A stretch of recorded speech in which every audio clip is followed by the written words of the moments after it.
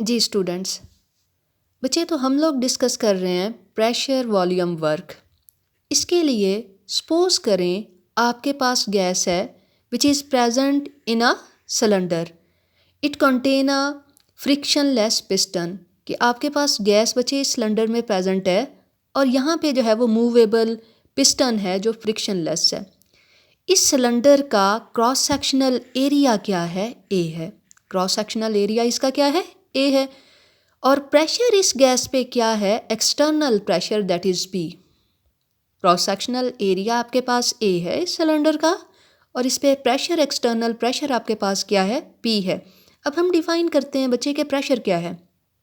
Pressure is a force per unit area. Force per unit area आपके पास pressure है। अब P is equal to F over A।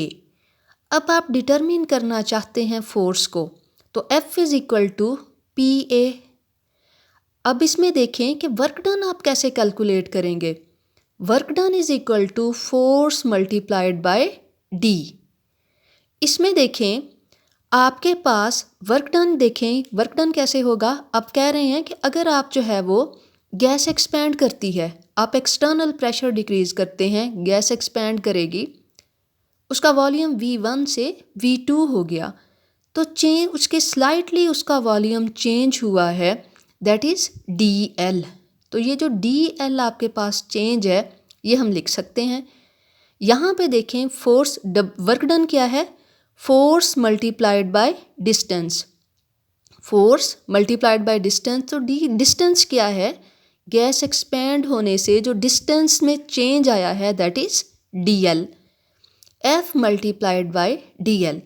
अब आप देखते हैं बच्चे कि आप क्या करना चाह रहे हैं, यहाँ पे F की वैल्यू लिखना चाह रहे हैं। F is equal to P A multiplied by DL। अब आप क्या करें, area multiplied by path length, कि आपके पास एरिया है और इसे इस लेंथ के साथ मल्टीप्लाई करेंगे, that is equal to volume. Area को जब इस लेंथ के साथ मल्टीप्लाई करें तो ये किसके इक्वल होता है? वॉल्यूम के। तो ये DL है, चेंज इन लेंथ है, तो आपके पास क्या होगा? DV, PdV। D आपके पास क्या है बच्चे? Infinitesimal change in volume. DV क्या है? Infinitesimal change in volume. आपके पास ये इक्वेशन क्या है? डिफरेंशियल इक्वेशन है। DV इन्फिनिटेसिमल चेंज है, तो आप क्या करेंगे, इस इक्वेशन को इंटीग्रेट करेंगे between limit V1 and V2। आप लिमिट लगा रहे हैं V1 से V2 के दरमियान, DV को इंटीग्रेट करना चाह रहे हैं। प्रेशर आपके पास कांस्टेंट है, इसका इंटीग्रल पॉसिबल नहीं है, प्रेशर को आप बाहर निकाल लें। किसको इंटीग्रेट कर रहे हैं? DV को। DV को इंटीग्रेट करेंगे, लिमिट लगाई V1 से V2 के दरमियान। उसके बाद जब आप इसे सॉर्ट आउट करेंगे, वॉल्यूम V1 V2, और आपके पास लिमिट ख़त्म करने के लिए आप क्या करते हैं, जो final state minus initial state, V2 minus V1, P into V2 minus V1। तो V2 माइनस V1 आपके पास किसके इक्वल है? P delta V। तो यहाँ पे देखें बच्चे, वर्क डन आपके पास क्या है? P डेल्टा V है। अब देखें कि sign convention for work done है। अगर वर्क डन है बच्चे, उसके लिए साइन क्या होगा? पॉजिटिव साइन है, नेगेटिव साइन है। तो इसके लिए आप कहते हैं work done by the system. Work done by the system negative होगा, work done on the system आपके पास क्या होगा? पॉजिटिव होगा।